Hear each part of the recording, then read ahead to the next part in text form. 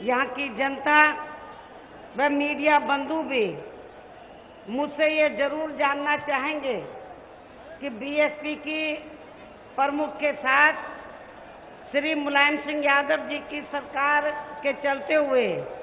खासकर 2 जून 1995 के हुए गेस्ट हाउस कांड के होने के बावजूद भी यहाँ उत्तर प्रदेश में बीएसपी व सपा गठबंधन करके का गठबंधन करके ये लोकसभा का आम चुनाव लड़ रहे हैं और अभी इसी गठबंधन के तहत यहाँ मैनपुरी लोकसभा की सीट से खुद श्री मुलायम सिंह यादव जी ये चुनाव लड़ रहे हैं, जिनके समर्थन में ये खुद भी यहाँ वोट करने के लिए, वोट देने के लिए आप लोगों से अपील करने के लिए आई हैं, जिसका कुछ ना कुछ जवाब आप लोग मुझसे जरूर जानना चाहेंगे। हालांकि इन सब का जवाब मैं मीडिया बंधुओं को व इनके जरिए यहाँ की जनता को भी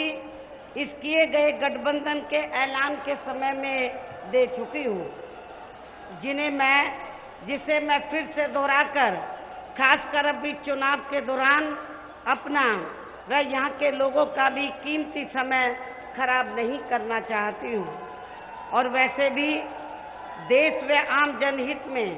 तथा पार्टी की मूवमेंट के हित में भी कभी कभी हमें ऐसे कुछ कठिन फैसले भी लेने पड़ते हैं, जिसको आगे रखकर ही हमने देश के वर्तमान हालातों को चलते हुए यहाँ उत्तर प्रदेश में सपा के साथ गठबंधन करके ये चुनाव लड़ने का फैसला लिया है। और अब मैं गठबंधन के तहत यहाँ सपा से चुनाव लड़ रहे इस पार्टी के संरक्षक श्री मुलायम सिंह यादव जी के बारे में ये कहना चाहूँगी कि इसमें कोई संदेह नहीं है कि इन्होंने अपने समाजवादी बैनर के तले यहाँ उत्तर प्रदेश में सभी समाज के लोगों को अपनी पार्टी में काफी कुछ जोड़ा है और खासकर अपने अन्य पिछड़े वर्ग के लोगों को तो इन्होंने बड़े पैमाने पर जोड़ा है। जो ये लोग आज भी यहाँ पूरे प्रदेश में श्री मुलायम सिंह यादव जी को ही अपना असली व वास्तविक नेता मानकर चलते हैं, खास तौर से बैकवर्ड क्लास के लोग। इसके साथ ही ये प्रधानमंत्री श्री नरेंद्र मोदी की तरह नकली व फर्जी पिछड़े वर्ग के नहीं हैं।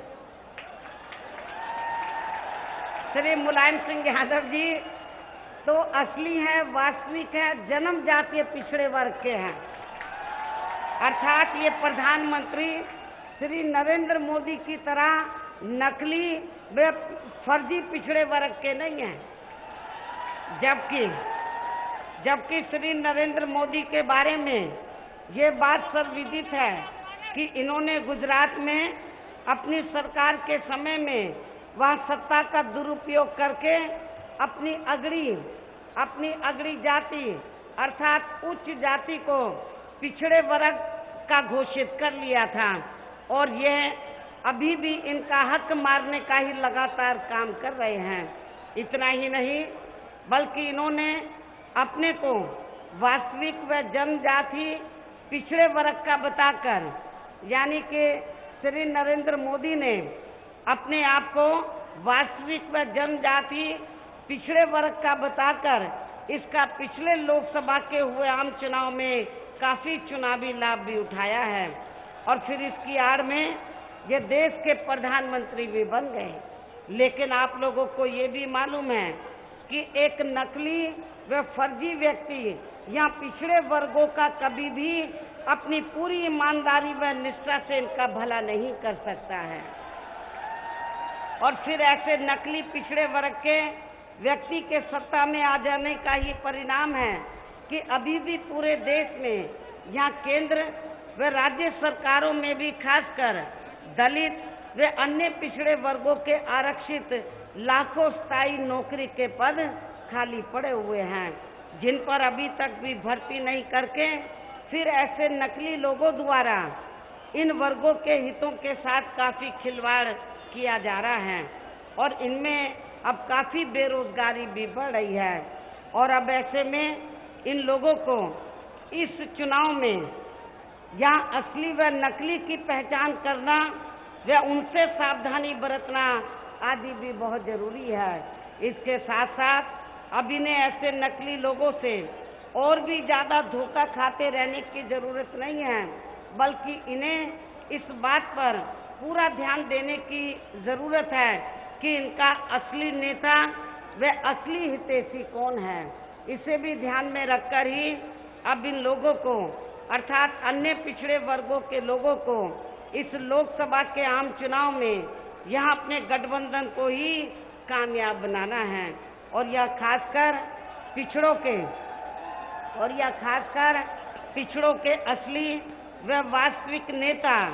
श्री मुलायम सिंह यादव जी को ही फिर से इनको इस बार संसद में चुनकर जरूर भेजना है।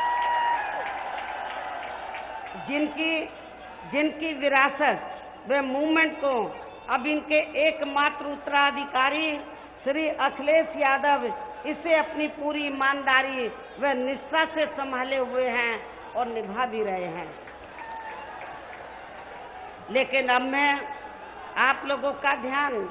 इस चुनाव में अपने गठबंधन को कामयाब बनाने के लिए कुछ जरूरी बातों की तरफ दिलाना चाहती हूँ और इस संबंध में मैं आप लोगों को ये कहना चाहूँगी कि आज़ादी के बाद काफ़ी लंबे समय तक केंद्र में व देश के अधिकांश राज्यों में भी ज़्यादातर सत्ता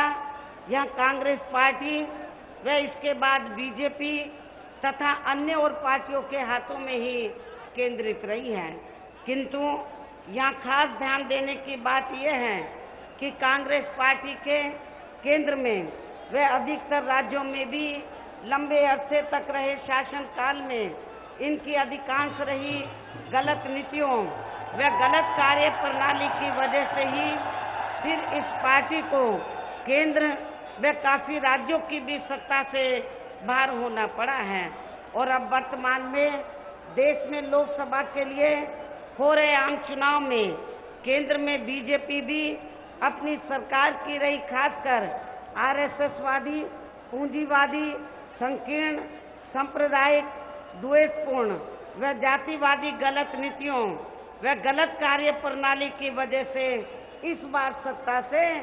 भारतीय जनता पार्टी जरूर बाहर चली जाएगी।